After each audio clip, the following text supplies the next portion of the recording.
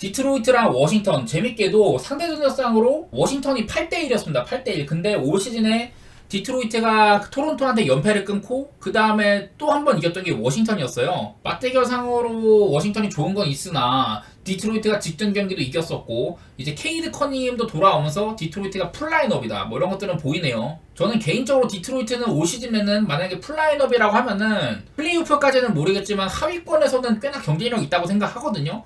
이런 상태의 디트로이트면 저는 워싱턴이 아니라 일단 좀 해볼만하다 그런 생각은 들긴 들어. 그리고 디트로이트가 직전 경기는 조금 뭐랄까 좀 부진했습니다. 공격력도 그렇고 약간 좀 맥없이 무너졌는데 미러키랑 했을 때 리바 싸움에서도 대패도 하고 자유투도 상대적으로 좀 차이가 많이 났었거든요. 그렇게 패배를 했는데 바로 또 샬럿 만나가지고는 뭐 리바운드도 그렇게 크게 안 밀리고 그리고 뭐 자유투 같은 거나 뭐 여러 부분에서 그렇게 큰 차이는 없었어요. 그래도 샬럿이 요즘에 뭐 브러프 라멜로 볼도 돌아오고 마일스 브리지스나 그 브랜드 밀러 이런 친구들이 꽤나 친다 이런 얘기도 했었는데 디트로이트가 잡아먹었죠. 샬럿 상대로. 좀 이렇게 약팀들과의 대결에서는 디트로이트가 꽤나 경쟁력이 있어 보인다. 그런 얘기도 좀 할 만한 것 같고 최근 5경기 동안 디트로이트가 득점력 부분에서 상당히 상위권입니다. 8등, 9등, 4등 이런 식으로 제 방송 이제 많이 보신 분들은 이 순서 아시죠? 이제 득점력, 야투 성공률, 3점 성공률 그리고 오른쪽에 있는 거는 상대팀 거. 상대팀한테 실점값은 꽤나 컸으나 일단 득점력으로 좀 무마되는 모습이 있었고 반대로 워싱턴 같은 경우는 최근 5경기 동안 같은 기간 동안 디트로이트보다도 여러 가지 면에서 안 좋아요. 실점 수준은 거기서 거기인 것 같고 득점력은 떨어지고 뭐 이런 것들처럼 근데 저는 일단 디트로이트의 프렌 쪽을 바라보고 있는데 이게 워싱턴이 언더오버를 얼마나 따라올지를 모르겠어. 기본적으로 지금의 커닝햄까지 온 디트로이트는 좀 뛰는 농구를 할 거다. 세트 오펜스? 그런 거보다는 박리담의 식으로 몰아붙이는 스타일인 것 같아가지고요. 디트가 마헨이어도 저는 마헨 쪽으로 보도록 할게요. 죄송합니다. 그리고 뉴욕 대 마이애미도 한번 가보면은 뉴욕 닉스가 이제 트레이드 이후에 13경기를 펼쳤는데 아누노비가 오고 나서 수비적으로는 그냥 1황급이다. 보시다시피 뉴욕 닉스가 공격은 그저 그렇다. 저번에도 뭐 덴버전에도 많이 말씀드렸습니다. 공격은 그저 그런데 수비가 아주 또라이급이다. 직전 경기 덴버 상대로 120점가량을 득점을 하면서 덴버를 84점으로 묶었습니다. 한마디로 뉴욕은 지금 수비 면에서는 그 어느 팀도 따라올 수 없는 수준이다. 반대로 마이애미는 이제 그 테리 로지어를 데려오긴 했잖아요. 워낙에 좀 이 마이애미가 볼륨 면에서 좀 후달리다 보니까 테리 로지어 데려오고 아마 지금 그리고 오른쪽에 여기 라인업에서도 아마 하이스미스 대신에 하이메 하케스 주니어 아마 마이애미도 풀라인업의 가능성이 높아요. 그래서 솔직히 말해서 마이애미도 뉴욕한테 그렇게 대단히 꿀릴 건 없다. 그런 생각은 들긴 드는데 하텐슈타인이 없을 때도 뉴욕이 그렇게 뭐 딱히 대단히 밀리는 모습도 없었고 저는 이제 하텐슈타인이 영향력이 꽤 클 거라고 봤는데 없어도 뉴욕이 강력하더라고. 그런 것들은 보이고 최근에 마이애미가 테리 로지어가 합류를 하면서 2경기나 뛰었는데 어쨌든 득점력에서는 30등밖에 안 돼요. 뭐 직전 경기 110점 넣고 했지만은 그 최근 5경기 중에 97점, 108점, 87점, 96점 뭐 이런 것들이 껴있어가지고 마이애미가 최근 5경기 동안 평균 득점이 99.6점밖에 안 된다. 그리고 반면에 실점은 116.6점. 한마디로 마이애미는 5경기 동안 공격이 굉장히 안 되는 편이고 상대한테 실점값도 꽤나 컸다. 그 보스턴한테 140점을 먹어서 그런 것 같습니다. 그 전까지는 그래도 이런 실점 관리들은 꽤 되는 편이었는데 보스턴한테 너무 많이 쳐맞았나봐요. 그리고 눈에 들어오는 거는 상대팀한테 마이애미가 괜찮은 수비팀인데도 불구하고 3점슛 허용률이 47%입니다. 거의. 이 정도면은 야투율이 46.9%도 그래도 나쁘지 않네. 이 정도일 텐데 3점이 46%, 47%가량으로 쳐맞고 있다? 이거는 상당히 많이 쳐맞고 있는 거죠. 그래서 저는 뭐 별다른 변수는 모르겠어요. 이 경기는. 근데 마이애미는 늘 얘기하지만은 에릭 스포엘스트라 감독이 워낙에 좀 이 게임 플랜의 달인이다 보니까 어떤 일이 벌어질지는 모르겠다. 다만 요즘에 뉴욕은 단단한 팀인 거는 확실해 보인다. 그런 생각을 해보도록 하겠습니다. 덴버 대 필라델피아. 저는 이 경기는 재밌을 것 같지만 베팅하기는 싫은 경기인 것 같아요. 재미는 있을 것 같아. 요키치랑 엠비드 이 시대의 센터 1황은 누구냐 이런 것들을 가리는 매치라고 막 재밌을 것 같긴 한데 근데 솔직히 말해서 베팅하기는 어렵죠. 재밌는 경기들이 베팅하기가 어려워. 자, 덴버는 이제 그 원정 5연전이 끝나고 홈으로 복귀를 했습니다. 원정 5연전 필라델피아, 보스턴, 워싱턴, 인디애나, 뉴욕. 워싱턴 정도는 좀 이제 숨이 트일만 하지만 남은 4경기들이 너무 빡셌어요. 필라델피아 원정, 보스턴 원정, 인디애나 원정, 뉴욕 원정 되게 힘들었죠. 근데 그 기간 동안 어쨌든 3승 2패로 괜찮은 성적을 거두고 홈으로 복귀를 했었고, 반면에 이제 필라델피아는 6연승을 달리다가 직전 경기 인디애나한테 아주 맥없이 무너졌었죠. 그 경기는 뭐 4쿼터에 주전들을 다 뺄 만큼 그 정도로 무너졌었고, 저는 이제 눈에 들어왔던 거는 필라델피아가 한창 잘하던 기간, 그 기간에도 이렇게 득점이나 실점 면에서 막 아주 우수한 그 정도의 레벨로는 아니었다. 득점력도 그렇고 실점력도 그렇고 그냥 거기서 거기였었거든요. 이런 것들은 조금 보이고, 직전 인디애나전에서는 이날 3점도 되게 안 들어갔고, 그리고 좀 전반적으로 리머텍에 많이 좀 고전을 했었다. 제가 요즘에 다음에 인디애나 분석할 때 한번 말씀드릴 건데, 인디애나가 요즘 최근 들어서는 또 색깔이 한번 바뀐 듯한 느낌이 나요. 할리버튼이 없을 때 어떻게 게임을 해야 되는지 좀 알고 하는 느낌이 드는데, 이날 인디애나가 필라델피아 엔비드가 버티는 인사이드를 상대로 그 2점 슛 리머텍 65번 시도해가지고 41개를 성공시켰습니다. 뭐 이 중에는 뭐 그 미드슛도 있고 하겠지만은 대부분이 리머텍이에요. 레이업이라든지 뭐 덩크라든지 그런 것들. 65번 중에 41번 성공해갖고 63.1%로 약초를 성공을 시켰다. 3점도 28개 중에 12개면 잘 들어갔죠. 필라델피아의 거의 2배였으니까. 아무튼 그랬던 경기였는데, 한마디로 필라델피아는 이런 인사이드 침투를 막을 수가 없었고 외곽에서도 처발렸다. 제가 여러 차례 필라델피아는 윙 농구를 한다 이런 얘기 많이 했잖아요. 확실히 인디애나전에서는 필라델피아가 해리스의 빈자리가 많이 느껴졌었어요. 내일은 뭐 해리스가 퀘셔너블이라고 하는데 여전히 뭐 코빙턴도 빠져있고 뭐 마커스 모리스는 그 프로버블이라고 합니다만은 멜튼도 없고, 필라델피아가 이렇게 자랑할 만한 윙 농구가 정상적으로 가동되기 좀 어렵지 않나, 그런 생각들이 조금 듭니다. 저는 개인적으로 이 경기는 서로 간에 비슷비슷하게 간다면은 오박 게임은 생각하고 있어요. 덴버가 그래도 원정에 비해서는 홈에서 이렇게 뭐 득점도 10점, 10점 가량 많고 오박 게임을 하는 편이고, 필라델피아는 홈이나 원정이나 이게 득실 분포는 거기서 거기거든요. 일단은 저는 덴버의 마헨 쪽에다가 오바 쪽을 보고 있는데, 배팅하기는 별로 싫네요 이 경기는요. 브루클린 대 휴스턴. 자, 브루클린 제가 여러 번 그 스위칭 디펜스로 변모를 하면서 상당히 좋은 수비팀으로 거듭났다. 브루클린이 최근 7경기 동안 그 기록상으로는 1승 6패로 안 좋은데, 근데 지표상으로 일단 득점 26등, 25등, 27등. 한마디로 공격은 굉장히 안 된다. 수비적으로는 5등, 4등, 10등. 수비적으로는 괜찮다. 이런 면모가 좀 드러납니다. 공격은 안 되고 수비는 잘하는, 한마디로 언더팀의 색깔을 풍긴다는 건데 브루클린이. 근데 그 기간 동안 브루클린의 이제 좀 안 되는 공격의 원흉으로는 도리안 피니 스미스, 그리고 오늘 결장하는 캠 존슨, 이런 친구들이 있어요. 여기 있는 게 득점, 야투율, 3점슛 뭐 이런 퍼센티지인데, 한마디로 둘 다 공격에는 보탬이 안 되는 모습들이 많이 있습니다. 그리고 휴스턴은 내일 백투백이거든요. 근데 다만 오늘 샬럿 상대로 뭐 30점차 넘는 마헨을 거두면서, 대승을 거두면서 주전들의 체력 안배도 꽤나 된 상황이기는 해요. 그리고 뭐 샬럿 원정에서 브루클린 원정이라서 뭐 원정이라는 것도 좀 있고, 백투백의 올 시즌 백투백의 휴스턴은 2승 6패, 평균 득점 115점에다가 야투율 별로고 상대팀한테는 3점슛 40%가량 허용을 하면서 124점을 내줬습니다. 8경기 동안. 이런 점들은 휴스턴을 아주 막 괜찮게 보기는 좀 어렵게 만드는 것 같아요. 최근에 12경기 동안의 휴스턴은 뭐 이기가 또 성적이 안 좋아가지고 제가 12경기를 잡았는데, 그래도 요즘엔 조금 나아지긴 하고 있긴 합니다. 아무튼 휴스턴은 최근 12경기 동안 득점력이나 수비력이나 보시다시피 그냥 하위권 팀이라고 보시면 될 것 같아요. 중하위권 팀으로. 그래서 요즘에 휴스턴에 2경기 연속으로 좀 오바 게임을 했다는 거, 이런 것들 보면은 야 이거 오바를 봐야 되나 싶은데 또 모르겠어요. 브루클린은 또 언더팀이고, 그리고 또 휴스턴이 백투백일 때는 이렇게 득점력도 잘 안 터진다, 이런 것들을 고려를 하면은 저는 약간 언더 게임을 보고 싶긴 하네요.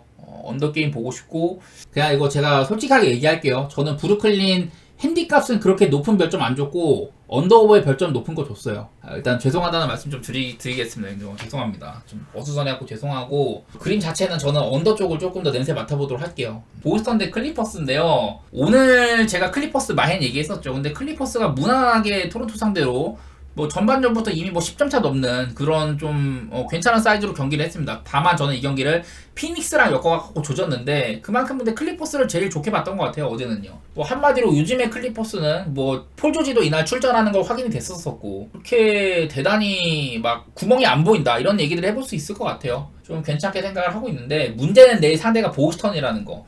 보스턴이 뭐 거의 끝판왕급이죠. 일단은 홈이기도 하고, 올 시즌 보스턴이 TD 가든에서 덴버한테 한번 깨지면서 약간 그래도 컨텐더 팀들이 보스턴에 이런 난공불락의 홈을 한번 깰만은 하겠구나, 그런 생각을 들게 만들어줬는데, 최근 7경기 동안 보스턴이 6승 1패입니다. 6승 1패.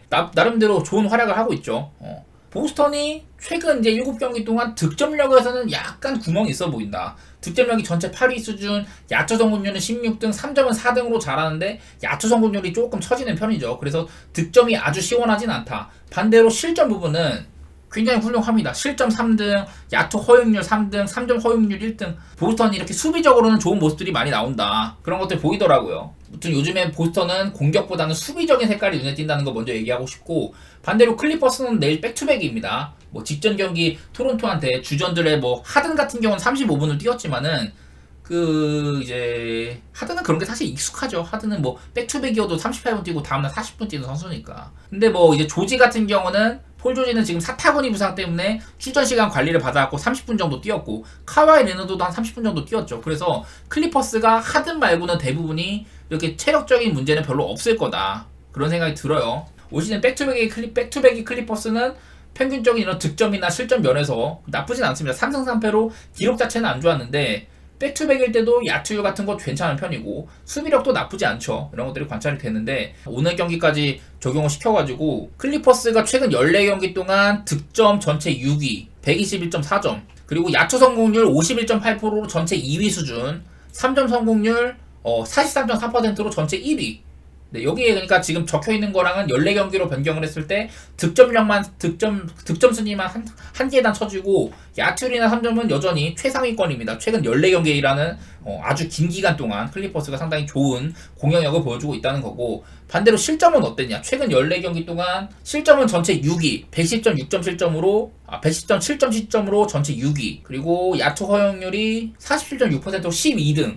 여기 나와 있는 것보다 괜찮아지네요. 오히려 3점 허용률은 36.3%로 11등. 전반적으로 지금 밑에 있는 것보다 한 경기를 더 추가하니까 수비 지표도 좋아지네요. 뭐 어쨌든 클리퍼스는 이렇게 14경기라는 긴 기간 동안 유의미하게 공수 양면에서 좋은 모습 보여주고 있다, 그런 것들이 눈에 띕니다. 한마디로 보스턴이나 클리퍼스나 그냥 최상위권 팀들 다운 대결이라고 보면 되는데, 저는 이 경기 역시나 마찬가지로 오늘 덴버랑 필라델피아도 그렇고 보스턴 대 클리퍼스도 각각 지금 동서부를 대표할 만한 강팀들이 맞붙는 거잖아요. 그래갖고 어렵다고 생각이 드는데, 이 경기도 사실 배팅하기는 싫어요. 배팅하기는 싫고 좀 저는 타이트한 게임을 예상해 보도록 하고, 보스턴도 뭐 내일 포르징기스 없으니까 그래도 공백은 클리퍼스가 주바치가 빠지는 만큼 보스턴도 공백은 있는 편이라 생각이 들고, 이거 한번 클리퍼스의 프렌에다가 언더 쪽으로 보도록 할게요. 언더 쪽으로. 언더를 보는 거는 요즘에 보스턴이 공격력은 조금 더 떨어진 편, 8등 정도로. 반대로 수비력은 여전히 좋은 모습들을 보이고 있다.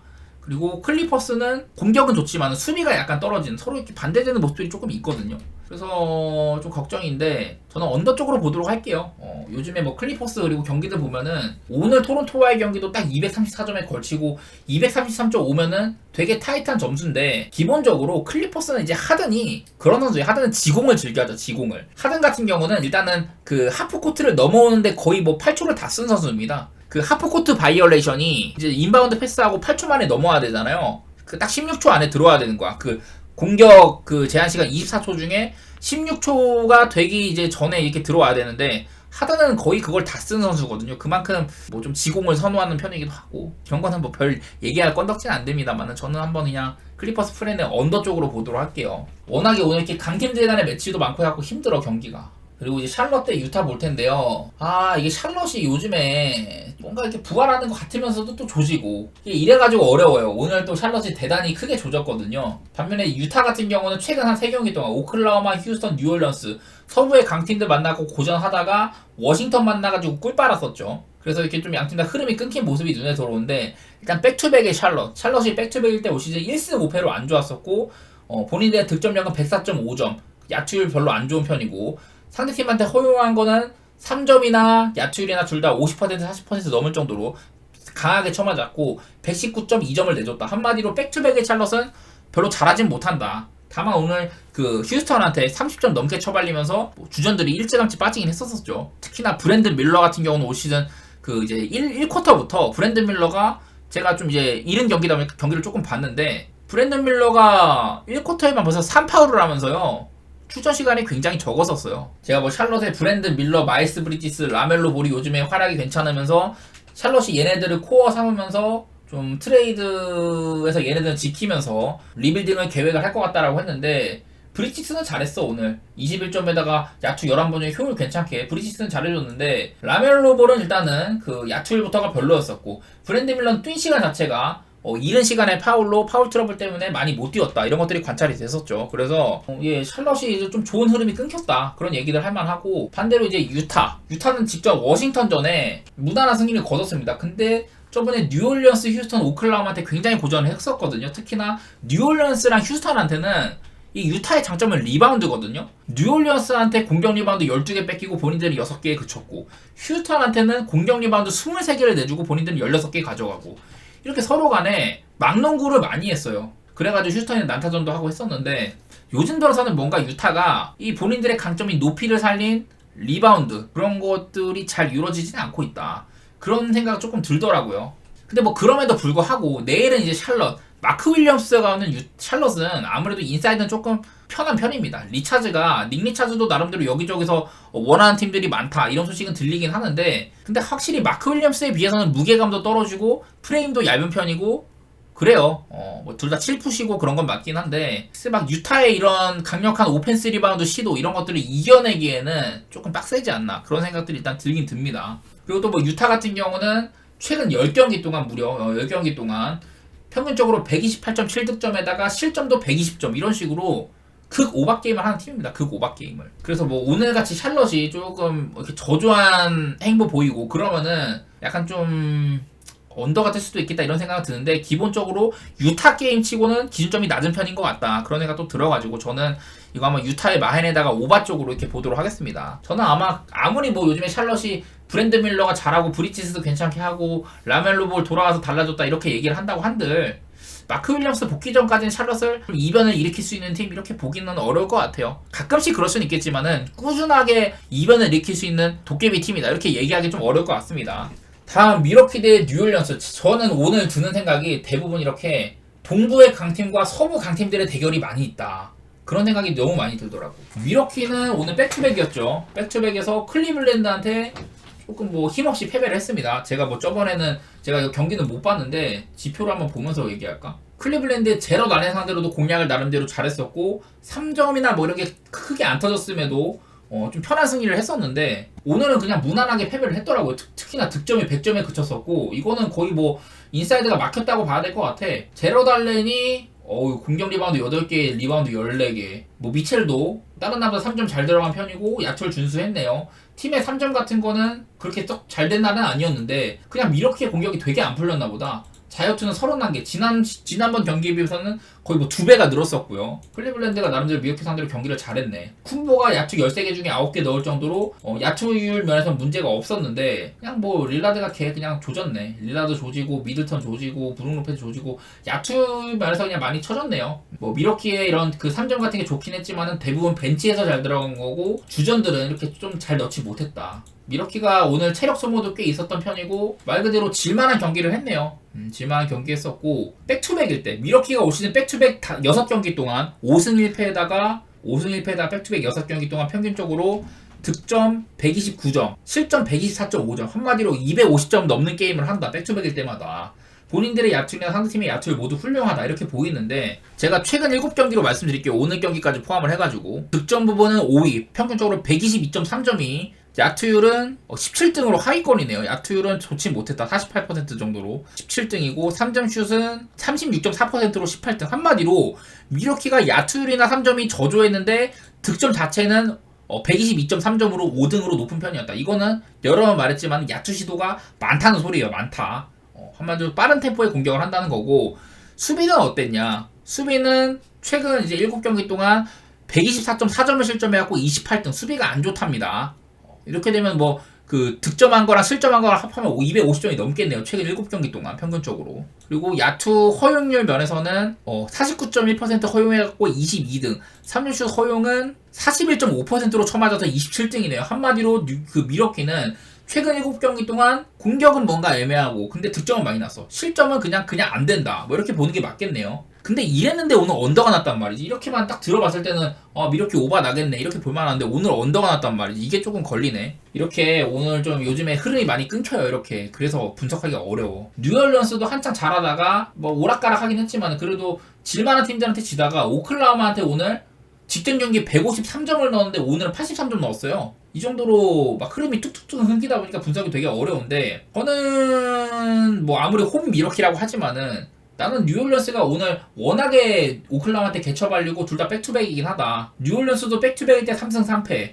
뭐 본인들의 야투리나 뭐 3점, 7점 같은 거 생각하면은 백투백일 때 오히려 경기력이 나쁘지 않은 편이긴 해요. 뭐 이렇게 뭐 자이언이 있을 때나 없을 때도 찾아왔는데, 그냥 자이언이 있으나 없으나 뭐 거기서 거기고, 특히나 자이언이 없으면 득점력도 오르고 3점도 오르고, 뭐 그리고 상대팀한테 3점 허용률 같은 거 높아지고 뭐 이런 것들 관찰이 되는데, 내일 자이언이 백투백이어가지고 퀘셔너블이라 제가 일단 퀘셔너블이라고 조사를 해왔는데, 예, 오늘 뭐 자이언이 안 뛰었기 때문에 내일은 아마 뛸 거고, 저는 그러면은 뉴올리언스 좀 프렌 같은 거 볼만하지 않나 이런 생각이 들긴 들어요. 오늘 뉴올리언스도 선수단 대부분이 잉그램 같은 애들, 맥컬럼 같은 애들 33분, 34분 뛴 거 말고는 그렇게 많이들은 안 뛰었어요. 그러니까 좀 백투백이어도 소화할 만한 경기를 뛰었다는 거고, 뭐 맨날 말하지만 뉴올리언스는 그 벤치랑 주전의 뎁스가 상당히 넓다. 벤치도 상당히 경쟁력이 있다. 반면에 미러키는 주전 몰빵 라인업인 셈이고, 저는 이 경기도 마찬가지로 어렵다고 생각하지만은 그냥 얘기만 드리자면 뉴올리언스 프렌의 오바 쪽으로 이렇게 생각해보도록 할게요. 이것도 참 어려운 경기예요. 나 오늘 진짜 쉴 걸 그랬다. 이게 경기들이 왜 이렇게 어렵냐. 골스대 레이커스도 뭐가 없어. 골스대 레이커스도요, 최근에 양팀 다 흐름상으로는 뭐가 없어. 일단 골스가 거의 뭐 한 열흘가량 쉬고 오다 보니까 흐름 파악이 힘듭니다. 복귀하고 나서 두 경기 동안 133점, 134점. 아무래도 오버게임을 하는 건 눈에 띄죠. 오버게임을 하는 건 눈에 띄고, 뭐 레이커스 같은 경우는 얘네도 오락가락 많이 합니다. 그래도 요즘엔 좀 오버게임을 하는 게 눈에 띄어요. 세 경기 동안 레이커스 경기가 244점, 243점, 뭐 273점 이렇게 떴으니까 레이커스도 그렇고 골스도 그렇고 일단은 오바 냄새가 난다. 그런 생각은 듭니다. 얘네들이 또 작년에 서부 플레이오프 2라운드에서 붙었었거든요. 그때는 레이커스가 4대2로 승리를 했었었고, 근데 뭐 그건 아무래도 플레이오프 시절이다 보니까 좀 언더오버 같은 거를 좀 냄새 맡긴 좀 어렵긴 한데, 대부분은 좀 언더였네요. 238.5 기준으로는 거의 뭐 죄다 언더였는데, 요즘에 양팀 뭐 스피드라든지 뭐 템포 같은 거 보면 오바 보는 게 맞는 것 같기는 해. 양팀이 자랑할 만한 공격수들, 골든스테이트 같은 경우는 요즘에 쿠민가가 또라이급이고, 레이커스는 디안젤로 러셀이 또라이급이죠. 여기 두 명 다 정리를 해봤는데, 디로는 최근 8경기, 쿠민가는 최근 5경기 동안 각각 아주 높은 야투 성공률과 3점 성공 이런 것들을 보여주고 있다.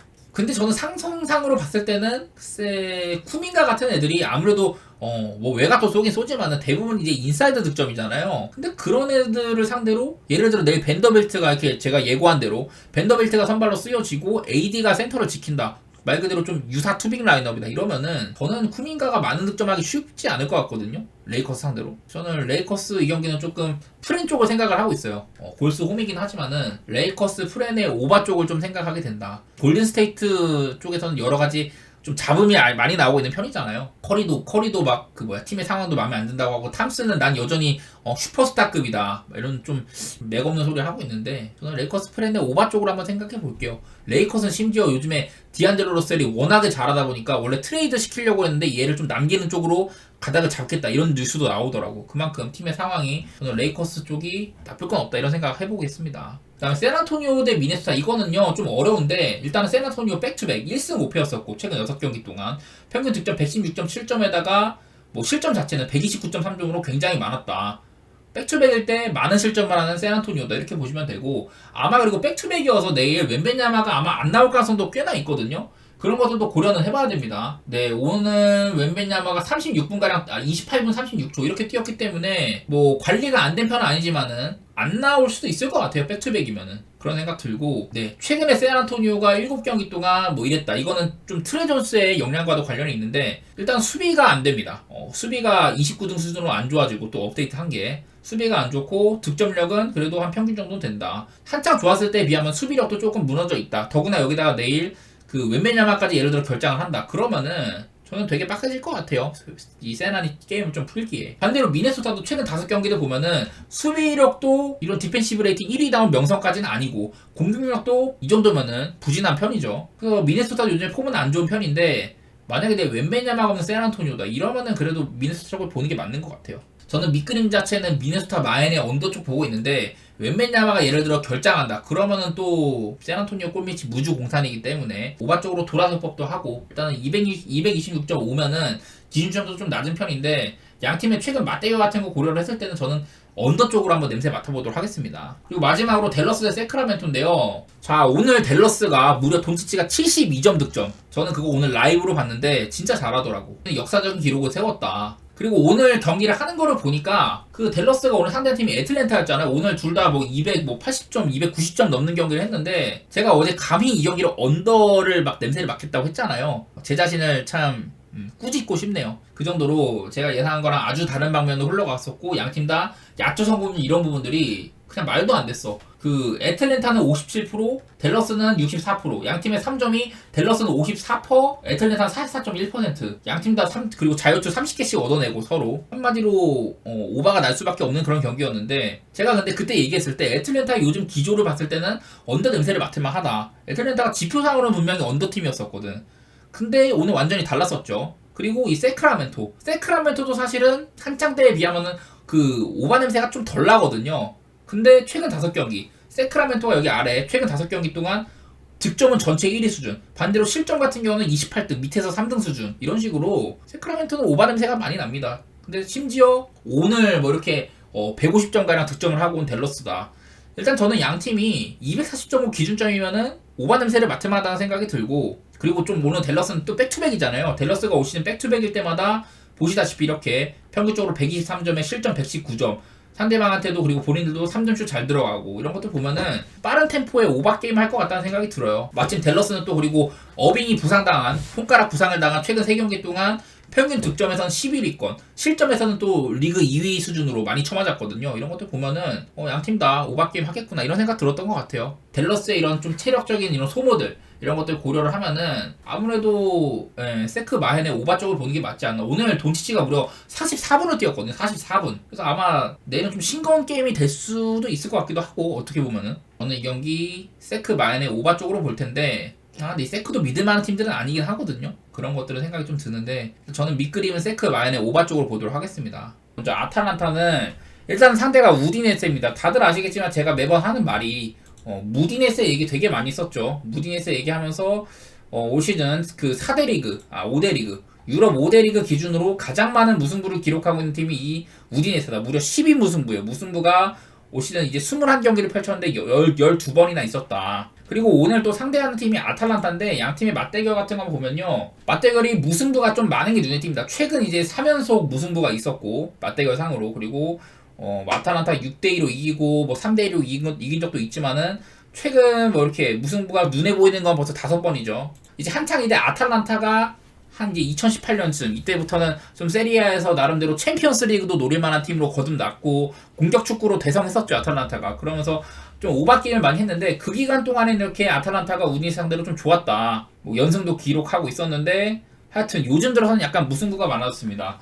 그래도 눈에 들어오는 거는 아탈란타가 이렇게 공격 축구를 표방한 이후에 우디네스한테 12경기 연속 무패 행진 중 7승 5무를 달리고 있거든요. 하지만 이제 최근 7경기 중에 무승부가 5번이나 있다는 거, 이런 것들까지 생각하면은 저는 일단 아탈란타 쪽을 좋게 보긴 하지만은 우디네스의 무승부도 고려할 법은 하다, 그런 생각을 일단 하게 되고, 전력으로 조금 얘기를 하면요, 지금 이제 아탈란타는 그 루크먼, 공격의 천병 역할을 하고 있는 루크먼이 나이지리아 대표팀에 이렇게 빠져있는 상태입니다. 나이지리아 오늘 또 경기도 있죠. 그래서 이런 점들은 좀 아쉽다. 그리고 여기다가 아탈란타 이제 좀 그 미드필더의 핵심이라고 할 수 있는 쿠프 메이너스도 지금 부상으로 빠질 가능성이 상당히 높습니다. 그래서 아탈란타가 뭐 요즘에 미란 축구도 그렇고 샤르데 케텔라허도 그렇고 전반적으로 선수단 폼이 많이 올라왔어요. 한창 조금 헤맬 때보다는 지금 요즘에 좋은데 팀의 얼굴격인 선수들, 공격과 처리 양쪽에서 팀의 얼굴격인 선수들이 결장한다는 건 약간 아쉽긴 하다. 그래도 팀이 전반적으로 상승세는 맞아요. 제가 봤을 때 아탈란타는 요즘에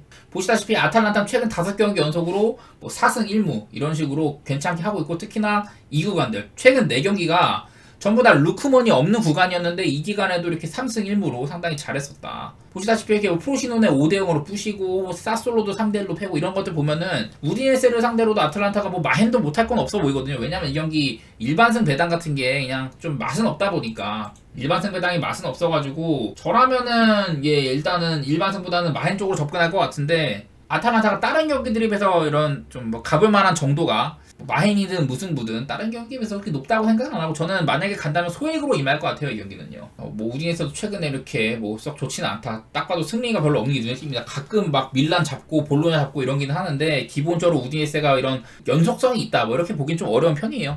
다음 이제 유벤투스 대 엠폴리 한번 볼게요. 유벤투스 대 엠폴리. 유벤투스 보면은 최근에 이렇게 5경기 최근 5경기 일단 마헨이 상당히 많아졌습니다. 원래 제가 유벤투스 말할 때마다 햄머를 매우 가봄직하다 이런 얘기들을 많이 들었었어요. 왜냐면 그 전에 최근 이렇게 5경기 동안 5경기 중에 햄머가 한 번, 4번이 마인이었거든요. 근데 그 전에 보면은 햄머가 되게 많아. 한 번, 두 번, 세 번, 네 번, 뭐 5, 6, 7, 8번 연속으로 막 햄머 뜨고 그랬었거든. 그 정도로 유벤투스가 원래 햄머 맛집이었는데 요즘 들어서는 햄머보다는 그냥 뭐 일반승이라든지 마헨 이런 것들이 갈만한 지금 현재 상황입니다. 뭐 오늘도 홈 경기이기도 하고 상대팀도 엠폴리 뭐 그렇게 아주 막 빡세다 이렇게 느낄 정도까지는 아니잖아요 엠폴리가. 물론 엠폴리도 밟으면 꼼짝이 있는 팀이긴 한데 일단 오늘 유벤투스는 그 결장자가 조금 있죠. 라비오도 그렇고 제가 알기로는 그 키에사도 오늘 못 나온다고 알고 있는데 라비오랑 키에사 이렇게 둘 다 아웃 상태. 모이스킨도 어지간하면 이제 좀 팀 전력 외 취급인 것 같아. 임대 떠날 것 같다고 하더라고요. 이렇게 유벤투스는 나름대로 좀 핵심 선수들인 키에사나 라비오가 결장할 가능성이 꽤나 있다는 거고. 근데 뭐 이런 거를 떠나서 최근에 유벤투스 폼이 워낙 좋습니다. 지금 화면에 나오는 것처럼 이렇게 쭉 2구간 동안 지금 18경기 연속 무패 행진 중이에요. 18경기 동안 15승 3무. 근데 이 중에 햄무가 10번이었다. 이런 건 있지만 최근 들어서는 마인이 상당히 많다는 거. 최근 18경기 연속 무패 행진을 달리는 유벤투스다. 그리고 오늘 또 홈 경기잖아요 유벤투스가. 유벤투스 올 시즌에 여기부터 이렇게거든요. 올 시즌 홈에서 12경기 동안 10승 2무 햄무는 5번 마헨 5번 뭐 이런 식으로 최근 3경기 연속 마헨 뜨고 있죠. 한마디로 유벤투스를 의심할 여지가 별로 없는 것 같습니다. 왜냐면 이 기간 동안 그 유벤투스의 전반적인 공격수들이 다 고른 활약을 하고 있어요. 아까 뭐 제가 모이스킨이 뭐 임대 갈 것 같다 이랬는데 그거에는 아무래도 요즘에 선수단들이 너무 잘해주고 있다는 게 눈에 띄어. 특히나 이제 뭐 블라우비치라든지 밀리크 여기 보시면 중간에 헤트트릭도 있죠. 그리고 뭐 이 케난 일디지 이런 어린 선수들까지 다 터져주고 있다. 한마디로 유벤투스는 오늘 뭐 딱히 어떤 선수의 컨디션에 기대만한 그런 상황도 아니고 유벤투스가 오늘 경기까지 하면 이게 22라운드거든요. 역사상 세리아 이제 유벤투스가 오랫동안 이제 좀 그 1부 리그에 계속 있었는데 24라운드 이전에 24라운드 전에 왜냐면 작년에도 24라운드 전에 이런 기록이 있었거든. 블라우비치가요. 지금 벌써 2자릿수 득점을 기록한 걸로 알고 있습니다. 블라우비치 어딨냐? 블라우비치 벌써 11골인데 작년에도 24라운드쯤에 2자릿수 득점이었어요. 그러니까 유벤투스 소속으로 특정 선수가 2년 연속으로 그 시즌 24라운드 말 그대로 3분의 2 지점이 되기도 전에 2자릿수 득점을 했던 게 디발라랑 블라우비치밖에 없었다. 한마디로 블라우비치의 득점 기세가 상당히 좋다. 이런 것들을 얘기할 수 있을 것 같고요. 제가 뭐 여러 번 방금 뭐 이렇게 막 최근 마헨 행진 보면서 유벤투스의 이런 느낌들이 상당히 좋다. 특히나 이게 2024년으로 해가 바뀌면서 이런 것들이 좀 눈에 띄거든요. 그 2024년 이후로 한 해 첫 5경기 해가 바뀐 이후로 하나, 둘, 셋, 넷, 5경기 동안 유벤투스가 총 18골을 넣고 있어요. 한마디로 연초 포스가 상당히 좋다는 건데 유벤투스 역사상 이렇게 그 연초에 이렇게 좀 득점이 많이 터졌던 게 1932년에 22골이 터진 적이 있다고 하고 그 이후로 올해가 가장 해가 바뀌고 첫 5경기 동안 가장 많은 득점이 터진 한 해였다고 합니다. 그만큼 거의 뭐 90년 만에 처음으로 유벤투스가 시즌 연초부터 호조를 보이고 있다. 그런 것들이 눈에 띕니다. 그리고 뭐 알레그리 감독도 이제 세리아 300승 감독이 되면서 그 이제 옛날에 트라파토니 감독 그리고 밀란의 이제 또 네레오 로코 이런 진짜 기라성 같은 그런 감독들이랑 어깨를 나란히 했다고 하는데 뭐 칭찬할 만한 얘기고 그냥 요즘에 유벤투스가 워낙 잘합니다. 딱 제가 뭐 여러 가지 뭐 길게 말 안 드려도 잘하고 엠폴리도 좀 직전 경기 때 보면은 몬자 상대로 3대0 승리를 할 때 이때 미드필더 그 주르코프스키라는 선수가 폴란드 출신 그 한 97년생인가 하여튼 어린 선수인데 막 헤트트릭도 하고 막 어디서 이상하게 막 재능들이 나와. 근데 뭐 그 전부터 몸처 각광받았던 선수다 이렇게 말하기는 좀 어렵고 요상하게 약간 이렇게 좀 살아나는 기미가 보여요 엠폴리가. 엠폴리가 지금 뭐 리그 테이블 상으로는 조금 처져 있긴 한데 한동안 또 안 좋다가도 몬자 같은 팀 잡을 만큼 저력이 나름대로 있다. 뭐 캄비아게라든지 뭐 발단지 이런 친구들도 있고 뭐 카푸토도 있고 뭐 가진 에셋 자체는 괜찮아요 엠폴리가. 뭐 그렇다고 하더라도 지금의 유벤투스는 이런 엠폴리의 장난질은 통하지 않을 것 같다. 그런 생각 해보고 저는 유벤투스 승에다가 마행까지도 한번 내다보도록 하겠습니다. 여러가지 기록을 찾으면 찾을수록 유벤투스를 흠잡을 게 별로 없더라고요. 그 다음에 이제 밀란 대 피렌체. 자, 방금 제가 알레그리 감독 얘기를 조금 했는데요. 밀란도 피올리 감독이 AC 밀란에서 100승을 달성을 했어요. 이제 총 166경기를 치르면서 100승을 달성을 했는데 밀란 역사상 100승을 달성한 감독이 안첼로티, 네레오 로코, 클라우디오 카펠로, 니스 리트올롬 이렇게 다 이제 밀란 역사상 상당히 유명한 감독들이요. 그리고 또 이 중에 대부분은 또 밀란 소속 유니폼도 입기도 했었었고. 근데 피올리 감독이 이렇게 지금 이제 밀란 역사상 5명밖에 없는 100승 감독의 반열에 들었고, 그 피올리가 100승을 달성하기까지 166경기가 걸렸다고 했잖아요. 근데 이 피올리보다 적은 경기수로 100승을 채웠던 게 안첼로티 감독.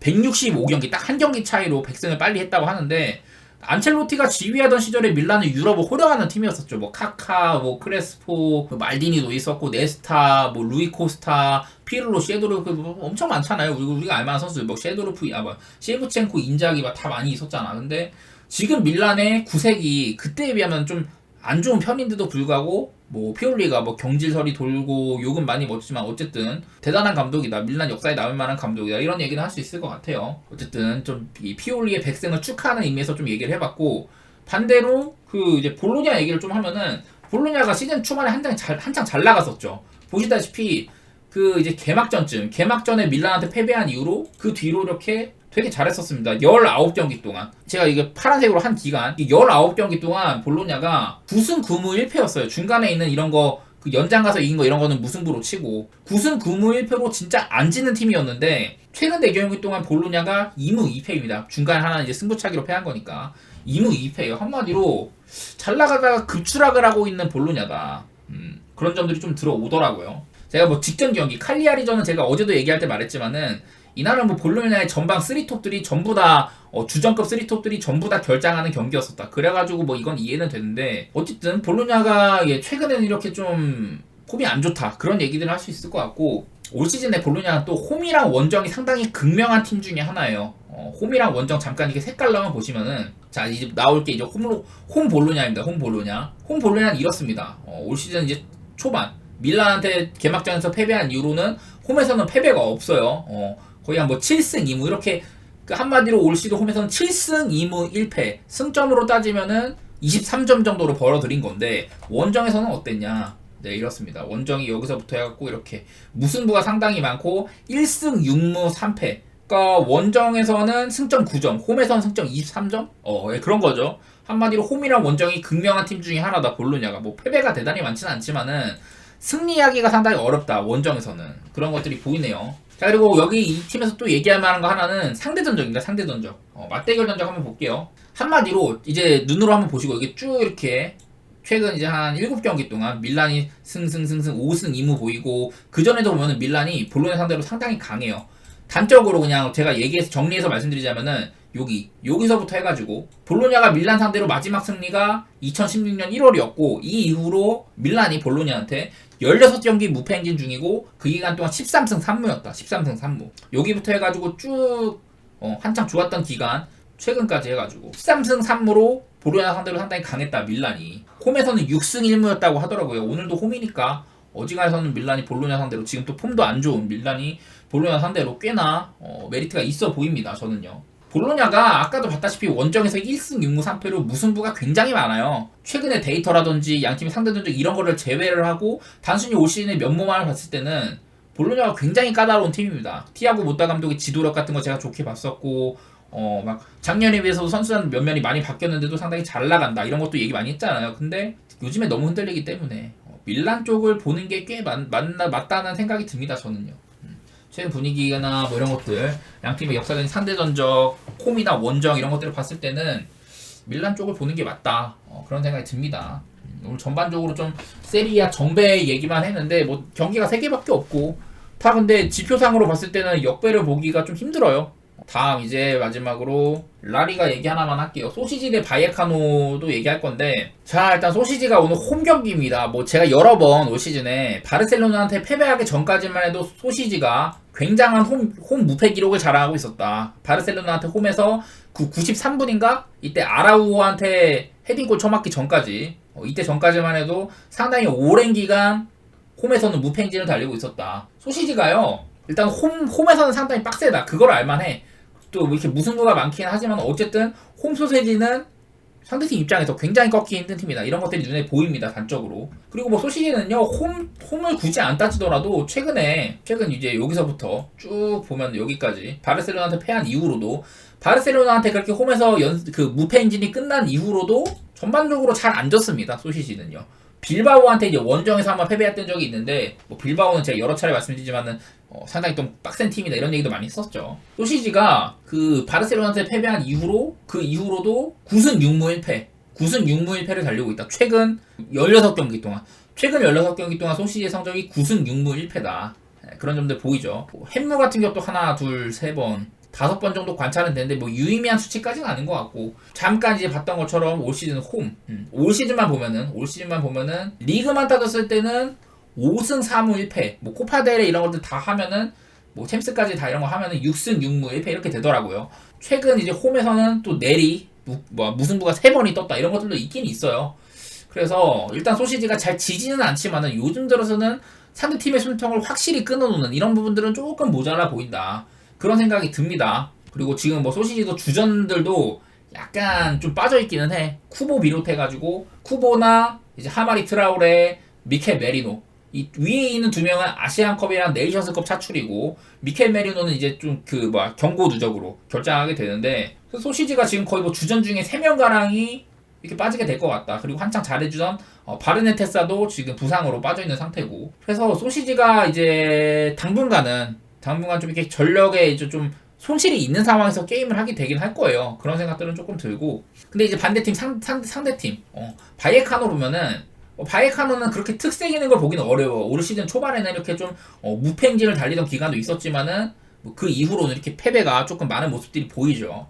근데 바이에카노는 재밌는 게 올 시즌에 일단 오늘은 원정입니다. 바이에카노가 소시지 원정을 가는데 바이에카노가 홈에서는 이렇게 무승 행진이었어요. 무승 행진. 말 그대로 올 시즌 바이에카노는 홈에서는 썩 별로였다. 근데 오늘 이제 원정. 올 시즌 원정에서는 오히려 홈보다 원정에서 잘했다. 바이에카노가. 이런 것들은 눈에 들어오더라고. 뭐 물론 이제 뭐 레알이랑도 비기고 뭐 이런 건 있지만은 전반적으로는 바이에카노가 승리한 팀들 헤타페나 라스팔마스, 그라나다, 알메리아 대부분 그래도 바이에카노가 해볼만한 팀들 상대로 승리를 한 거지 소시지급 팀을 잡아내지는 못했었어요. 그런 것들은 관찰이 되고 저는 이거 소시지가 이제 좀 전력이 정상적이었어요. 그랬으면은 무난하게 소시지승 보고 그랬을 것 같은데 지금은 뭐 햄무나 무승부 이런 거 가고 싶네요. 그 바이에카노를 대파하거나 이런 느낌을 살리긴 좀 어려울 것 같아. 소시지가 셀타비고와 최근 2경기를 했잖아요. 그 이제 첫 번째 경기 이제 리그 가장 최근 리그 경기에서 이나 소시지가 제가 저번에도 잠깐 얘기했는데 그 로테이션을 굉장히 많이 돌렸습니다. 예를 들어 이제 오야르사발이라든지 수비맨디, 수벨디아 이런 친구들 싹 다 로테이션을 많이 돌렸어요. 수벨디아도 나왔네. 어쨌든 이렇게 보시다시피 로테이션을 되게 많이 돌렸습니다. 이날 티어니도 쉬고 미켈 메리노, 오야르사발 뭐 이런 친구들 대부분 원래 그러니까 주전급인 친구들이 상당히 많이 쉬었고 혹은 벤치에서 출전을 했는데 그러더니 직전 이제 셀타비고와의 코파델레이에서는 나름대로 주전 기용을 많이 했습니다. 보면은 뭐 티어니도 쓰고 르노르망이나 수벨디아도 쓰고 수비맨디도 쓰고 오야르사발 쓰고 나올 수 있는 본인들의 현재 거의 뭐 베스트 라인업으로 나왔더라고요. 뭐 이날 왜 갑자기 셀타비고 상대로 리그도 아니고 컵에서 그랬는지는 모르겠지만은 소시지가 풀 라인업을 돌렸을 때는 셀타비고 정도는 제압을 잘 하더라. 이거 2대5로 앞서다가 2대1로 좀 쫓겨가는 경기긴 했는데 근데 또 이게 3일전 경기잖아요. 3일전 경기 이렇게 좀 체력적인 이런 좀 뭐랄까 체력적인 변수도 조금 있는 것 같고 이거 뭐 소시지를 아주 막 상대팀을 박살내겠다 이렇게까지는 안 보도록 하고 뭐 햄무 내지 무승부 이렇게 고배당 노리는 경기가 될 것 같네요. 이 경기는요. 좀 이제 한마디씩 얹을 만한 것들 그런 것만 조금 얘기를 해보면은 레버쿠젠은 저는 당분간 좀 조심하려고 해요. 제가 저번에도 얘기했는데 레버쿠젠이 지금 탑소바랑 코스누 이런 친구들이 전부 다 네이션스컵에 차출이 됐고 이 친구들이 올 시즌 분데스리가에서 상당히 고평가받는 센터백들이다. 제가 뭐 분데스리가 키커지에서 랑리스테라는 걸 매기는데 매년 이렇게 뭐 선정을 할 때 걔네들이 기준이 굉장히 빡빡한데 인터내셔널 클래스면은 월드 클래스 바로 다음 가는 두 번째 등급이거든요. 근데 이제 자국 리그 분데스리가 내에서 인터내셔널 인터내셔널급으로 취급을 받는 센터백들 중에 총 4명이 있었는데 그 중에 3명이 다 지금 탑소바, 요나단 타, 코스누 레버쿠젠 센터백 3명이 다 포함되어 있다. 한마디로 레버쿠젠은 올 시즌 고평가받는 센터백들 중에 2명이 빠진 상황이라서 저는 수비적인 리스크가 좀 있을만하다. 그런 얘기를 저번에 그 라이프치히전에도 드렸던 것 같아요. 뭐 그 경기는 이제 2대2가 나와가지고 오바도 나고 3대2가 나왔고 3대2 좀 그 레버쿠젠이 끌려가다가 겨우겨우 뭐 승리한 경기긴 했는데 뭐 이 경기도 그렇고 좀 수비적인 리스크가 꽤나 있었던 것 같아. 그래서 저는 당분간은 이거 레버쿠젠이 지금 물론 뭐 역사에 남을 만한 연승 행진, 뭐 무패 행진 달리고 있는 건 맞는데, 예, 저는 한창 이제 레버쿠젠 경기를 베팅하던 시절에 비하면은 요즘에는 조금 조심하고 싶다 그런 생각이 들더라고요. 그 정도만 얘기를 하고. 그리고 또 얘기해볼 만한 경기가 라스팔마스 대 레알 마드리드. 일단 레알 마드리드가 올 시즌의 해결사 벨링엄이 오늘 경고 누적으로 결장하는 경기거든요. 제가 저번주로 라스팔마스 얘기를 할 때 홈 라스팔마스는 일단은 무지막지한 원정거리 때문에 원정팀들이 상당히 고전해야 하는 경기다. 그런 얘기도 했었고, 또 그 이제 라스팔마스의 골키퍼. 올 시즌 라스팔마스 골키퍼가 기대 실점값 대비 실제 실점. 거의 뭐 10점가량을 막아냈다고 했었죠. 여기 있는 그 알바로 바이에스라는 선수인데, 이 친구가 뭐 올 시즌 상대팀들이 라스팔마스 상대로 여러 번의 슛 시도를 했을 거 아니에요. 그래서 이런 기록 측정하는 그런 사이트에서는 와, 이 정도 상대방이 이런 득점 찬스였으면 얘네가 예를 들어 한 20골 정도는 실점했어야 되는데 이렇게 뭐 평가를 했단 말이야. 얘네가 골 실점값이 기대 실점값이 20골이다. 이 정도로 수비가 상대 공격한테 허용을 했으면은. 근데 실제 실점은 뭐 10점이었다. 예를 들어서 비유적으로 얘기하는 거예요. 그 정도로 골키퍼가 많은 실점 위기들을 막아냈다. 이런 것들이 눈에 들어오더라고요. 실제로 이제 제가 뭐 비유적으로 얘기했지만은 그 실제 기대 실점값이랑 실제 실점값 격차가 거의 한 10점이라고 하더라고요. 9.9골인가 그랬어 그때는. 뭐 최근에 업데이트된 건 어느 정도인지 모르겠지만 어쨌든 간에 알바로 바이에스가 상당히 훌륭한 골키퍼로서 거듭나고 있고, 라스팔마스 홈이라면은 레알도 조금 어려울 만하다. 그런 생각은 드는 것 같네요. 오늘 그러니까 레알 마드리드가 라스팔마스 상대로 뭐 되게 쉽게 낙승하는 그림은 저는 조금 어렵지 않을까, 그런 생각을 잠깐 해봤습니다. 바르셀로나 얘기도 조금 하려고 하는데, 일단은 뭐 제가 매번 말했지만 요즘에 바르셀로나는 무슨 일이 일어나도 안 이상하다. 직전 경기도 빌바오 상대로 저는 이 경기 바르샤의 무승부랑 햄부 이렇게 갔었는데 무승부는 맞췄었죠. 바르셀로나 그전에도 이 베티스전도 그렇고 이때 뭐 오사수나와의 그 슈퍼컵 이럴 때 보면은 딱 그 극장골들 90분 넘어서의 골들이 너무 많아요. 보시다시피 레알 베티스전도 제가 이 경기 레알 베티스의 햄무를 갔는데 그 프렌을 갔는데 90분 넘어서 2골 들어갔습니다. 그래갖고 그것도 터졌었고, 오사수나전도 바르셀로나가 요즘에 그 햄무가 거의 뭐 10 몇 번씩 있다 이러면서 바르셀로나 햄무를 갈만하다고 했는데 93분인가에 라민 야말이 골 쳐넣었어요. 그리고 그전에도 보면은 뭐 이거 코파델레 이건 잘은 모르겠지만 어쨌든 햄무였었고, 라스팔마스의 경기도 90분 넘어서 페널티킥으로 햄무 만드는 이런 것들도 있었습니다. 뭐 알메리아와도 햄무, 그냥 어쨌든 간에 바르셀로나가 지금 막 상대를 아주 막 손쉽게 제압한다 이런 느낌은 받기는 좀 힘들어요. 그렇다고 비아레알이 이제 뭐 선수도 꽤 팔았고 쉽진 않아 보인다, 그런 생각이 드네요. 좀 쉽진 않아 보인다. 마요르카 대 베티스도 조금 얘기는 하고 싶었어. 베티스는 최근에 일단 잘 안 지고 있는 거 이런 것들이 눈에 들어옵니다. 베티스가 어쨌든 최근에 거의 뭐 중간에 레알 마드리드한테 패하긴 했지만은 좀처럼 패배를 당하지 않는 모습들이 있어요. 그래서 베티스는 뭐 홈에서는 진짜 무패 행진 달리고 있지만은 원정에서는 그렇게 미덥지는 않고, 반면에 마요르카는 직전 경기에서 지로나를 잡는 아주 대단한 그런 경기 내용을 보여왔는데, 글쎄 뭐 홈마요르카는 좀 그래도 빡세요. 홈마요르카가 이렇습니다. 중간중간에 이렇게 뭐 레알한테 패배한 적은 있지만은 최근 거의 뭐 10 몇 경기 동안 1패밖에 없어요. 레알 같은 팀한테 패배하는 거 아니면, 그리고 또 1대0 패배였었죠. 쉽게 지진 않는 팀이다. 그래서 베티스 경기도 사실은 무승부 같은 거 노려볼 만은 해요. 뭐 저는 이제 뭐 한다고 해도 소액으로 하겠지만은 마요르카 대 베티스 같은 경우도 조금 무승부라든지 이런 거 노릴 법하지 않나, 그런 생각들은 들더라고. 근데 뭐 제가 뭐 라리가에 정통한 것도 아니고, 뭐 세리아 같은 경우는 제가 뭐 각 팀의 선수들까지 막 얘기하면서 누가 잘한다, 누구 주목할 만하다, 요즘에 폼이 어떻다 이런 것들을 다 하겠는데, 뭐 제가 라리가를 꾸준하게 막 시청하고 그러지 않다 보니까 더 얘기하기는 어렵고 그냥 이 정도로만 마치도록 하겠습니다. 오늘 축구가 꽤 길었네요.